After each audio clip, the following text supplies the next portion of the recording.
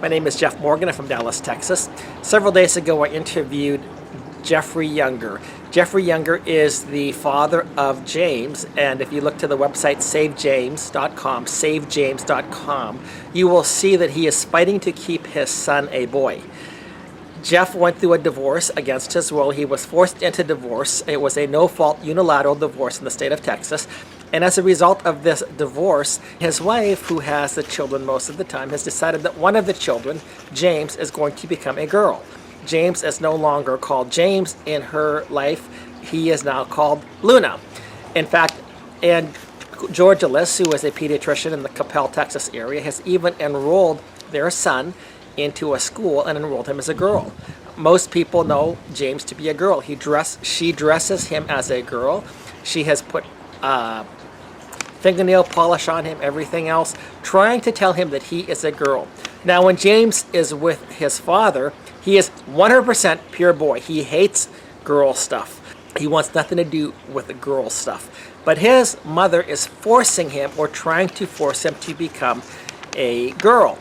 Now, in this letter, this is written in March 6, 2018, and it is written by Ann Geogulas' attorney, Kim Meaders. She works for Palmer Manuel, a Texas law firm. In this letter, she is addressing Jeffrey Younger, and it says this regarding cause number DF-15-09887, and it's in a matter referring to Ann Geogulas and Jeffrey Damon Younger, and in the interest of James Damon Younger and Jude Daniel Younger, the children. Again, this is coming from the attorney. This is what happens in Texas in unilateral no-fault divorce. Not in every instance, but this is what actually takes place in our family court system in the state of Texas. Dear Mr. Younger, as you know, I represent Ann Geogulas. You have two children together, James, who now goes by Luna.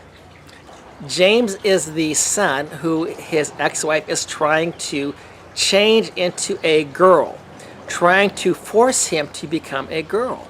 She has brought him out of the closet and has introduced him as a girl, has him enrolled in school as a girl, puts fingernail polishes on him, dresses him as a girl, even though with James he is a boy. 100% he is a boy. He loves boy stuff. One of his favorite activities is wrestling.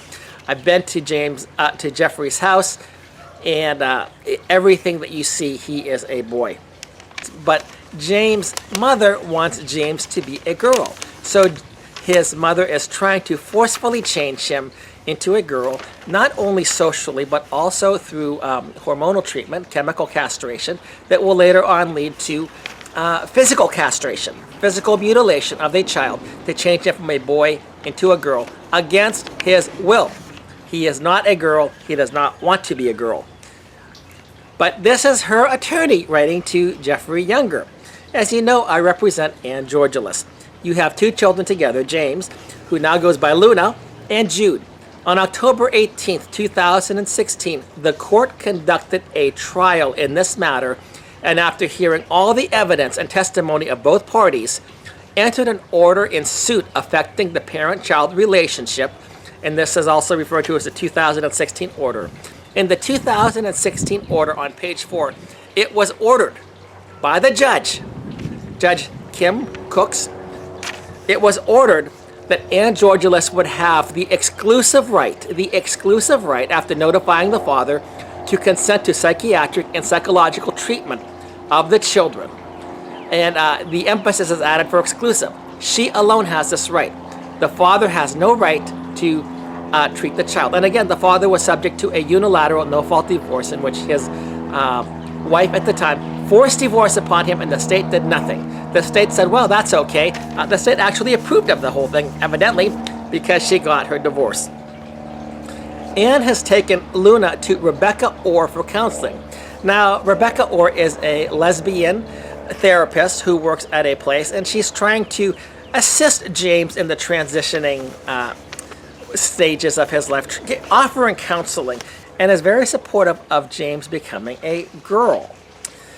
Before such appointment, Ann notified you about her choice, and she has regularly given you notice of the appointments and updates. I understand that you have been involved with that counseling and have met with Miss Orr directly. We encourage your involvement with the counseling by Miss Orr. I understand you have expressed a desire to switch counselors or to have a second counselor. Now remember, Jeffrey Younger is the father of James. He wants a different counselor, or at least a second counselor. First, we do not believe that that would be in the best interest of the child. The best interest of the child. This is an amazing doctrine. Once again, I've talked about this many times. In the state of Texas, we always invoke the best interest of the child. The best interest of the child has no definition. The best interest of the child is whatever one person thinks might be in the best interest of the child. The judge orders the best interest of the child, often without knowing the children. There is no standard by which the best interest of the child is judged. It is a whim. It is just somebody's opinion about what should be done with somebody else's child in many instances. But we do not believe, we, the attorney and the attorney's mother and the mother of James, do not believe that this would be in the best interest of the child to have to switch counselors. First, we do not believe this would be in the best interest of the child. Further, Anne has the exclusive, and it's underlined, exclusive right to make the counseling decision. You were not given the right to consent to psychiatric or psychological care. This is a father, and some judge comes in and tells the father, you have no right to consent to any psychiatric or psychological care for your child. This is incredible. But this is what the letter from the attorney is saying to the father of James, James of SaveJames.com. See pages 4 and 5 of the 2016 order, which I have attached. Therefore, you would be in violation of the 2016 order if you tried to schedule a counseling appointment or take Luna is the new name for James, Luna to a counselor other than Miss Orr. It is not because of your custody schedule that you cannot take Luna to a new counselor of your choice. It is because of the conservatorship ordered. The conservatorship ordered, which is the rights and duty of the court in this matter. And this is what I talk about. The court should have no rights in these matters to tell a father, sorry, father, you no longer have a right. This father did not want the divorce. His wife wanted a divorce. His wife fabricated evidence to get a divorce, and now he gets stripped of his ability to be a father. He can no longer consent or take his son to a psychologist or a psychiatrist. This is absolutely insane. It is unconstitutional, but it is in the state of Texas.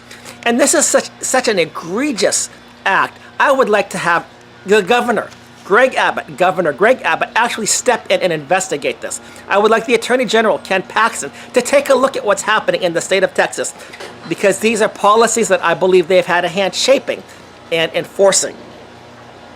With that said, Anne very much would like you to be involved, and the mother would very much like you to be involved with the counseling of Luna, the boy who she's turning into a girl, Luna, with Rebecca Orr, the current counselor. Further, she is willing to discuss a potential other counselor with you, so long as she and the current counselor, now remember, the current counselor, Rebecca, who is a married lesbian, to the best of my knowledge, is not going to consent to something normal. She is also a gay rights, LGBT activist, undoubtedly. This is at least as far as I understand. So why would she want to take James to a person who would say, James, you are a boy, when the mother wants to turn James forcefully from a boy into a girl?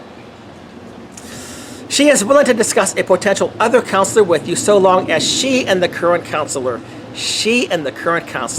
the mother and the current counselor have more rights to James than the father. This is outrageous that such a thing could happen in the state of Texas. Therefore, please send in the name and contact information for any counselor you are proposing, and she will let you know if she consents to counseling with such counselor. However, please do not proceed with taking the child to another counselor without the prior written consent and agreement of Anne. If you take Luna/James, well, at least she's getting it right. At that instance, that Luna's real name is James, because James is a boy, to a counselor other than Miss Orr, you must notify us and we will proceed with a motion to enjoin such action for enforcement for violation of the 2016 order, including contempt. Very truly yours, Kim Meaders, and her direct phone number here is 214-242-6439. Once again, it's right here in this letter. Kim Meaders, direct phone number is 214-242-6439. Her email is kmeaders at pamlaw.com. That's kmeaders at pamlaw.com. And so this is amazing. I wonder how much this attorney got paid to draft this letter. Because in family courts, you know, the real victors in family courts are the attorneys. The attorneys, because they know that they can inflame conflict. I'm wondering, so this is what happens in the state of Texas. A father is deprived of his rights to be a father, to exercise what would normally be considered a father's responsibility. He's stripped of that responsibility by family courts. This whole system is outrageous, and we need to make changes in this for the sake not just of the fathers or the mothers who go through this, but for the children, for the health of our society, just for plain sanity. Thank you.